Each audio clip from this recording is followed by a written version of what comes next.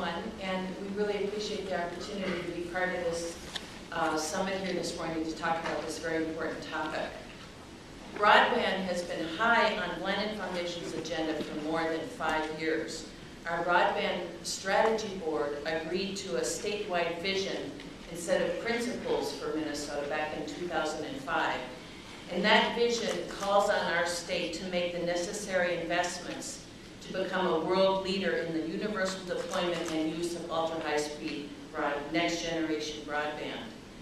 To help achieve this vision, we're now in the midst of implementing our NTIA VTOP Sustainable Broadband Adoption Program that the Senator mentioned, that we call Minnesota Intelligent Rural Communities. We received $4.8 million of federal funds through the stimulus grant, and our partners together we're providing a $1 million match. We're seeing tremendous innovation and collaboration among our growing list of partners, and some of you are here in the audience today, and it's good to see you here with us. Blandin Foundation became committed to broadband because we understand that this new infrastructure, this new essential utility, is critical for the future of rural vitality. Chairman Jankowski called it the indispensable infrastructure. Jobs, education, healthcare, community quality of life, all of them are increasingly dependent on the availability and the use of this emerging technology. I've been impressed by Ford Foundation President Ubinius's recognition of an even broader and more fundamental role for broadband. In a recent article in Chronicle Philanthropy, he called broadband a gateway to democratic participation, economic opportunity, and human expression. Our foundation and our experience of trying to do this work in rural Minnesota the past 5 years has led us to believe that we need to take a holistic approach. We see 3 specific prongs or approaches to helping increase the utilization and availability of broadband. First one is focusing on networks and the need to plan for and deploy telecommunication networks that reach all of Minnesotans.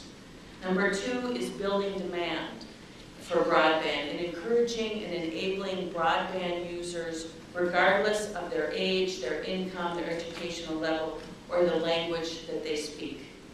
And we need to overcome barriers to application development and implementation across sectors in our state: healthcare, education, government, service, and business.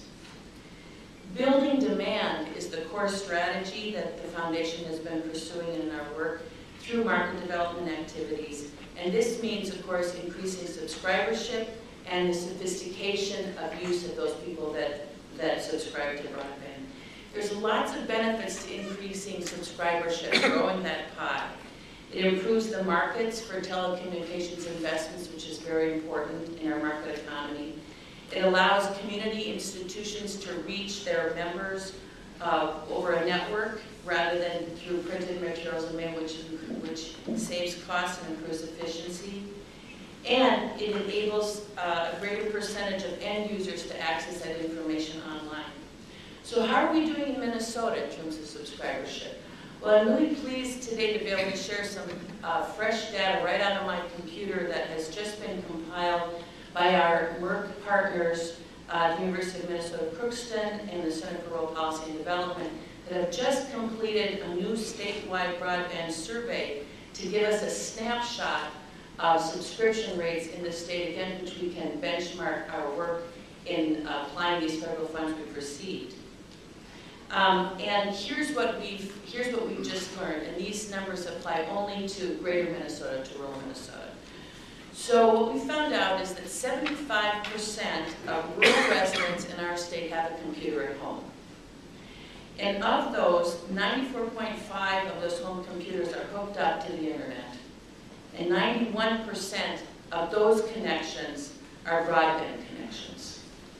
So what all that adds up to is that 64% of greater Minnesota residents have broadband access at home.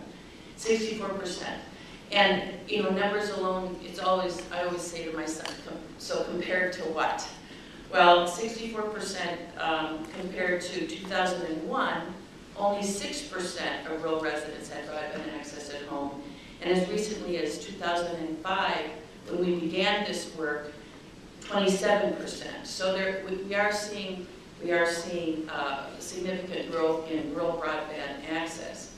But what it adds up to is that the market for those computers with broadband in the home is pretty saturated.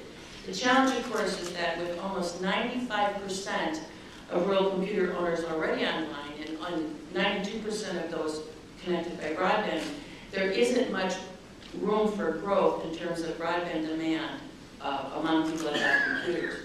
All things remaining equal, once we get to 100% of all rural computers online connected with broadband, we've still got about 25% of rural households that are completely offline. So the most obvious strategy to address this gap is to focus on those households that don't even have a computer at home, to figure out the barriers to computer ownership and address them. And those barriers, as many of us in this room are aware, are largely age and income. Those are the two big barriers. In Minnesota, over 85% of folks that are 55 and younger have a computer at home, compared to less than 40% of people that are over 65. And in terms of income, well, more than 87% of those making over $50,000 have a computer.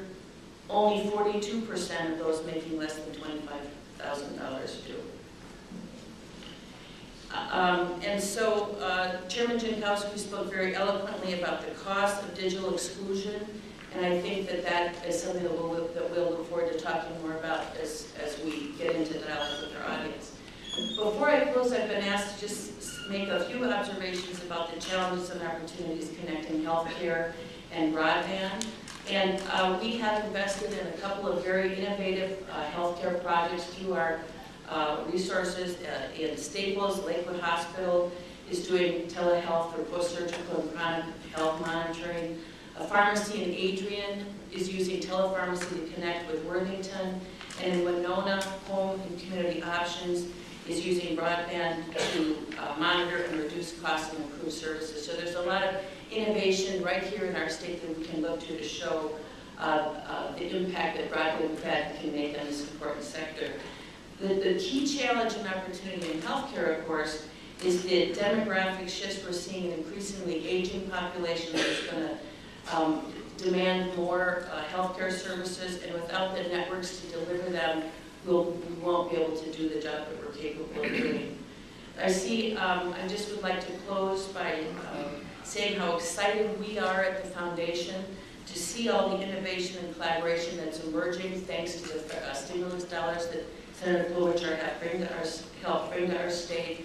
And I wanted to commend to all of you the opportunities that those funds will mean for rural people across the state. We look forward to working with you over the coming years to put those federal tax dollars to good use to grow the demand and the ability of Minnesotans to benefit from broadband networks. Thank you, Senator.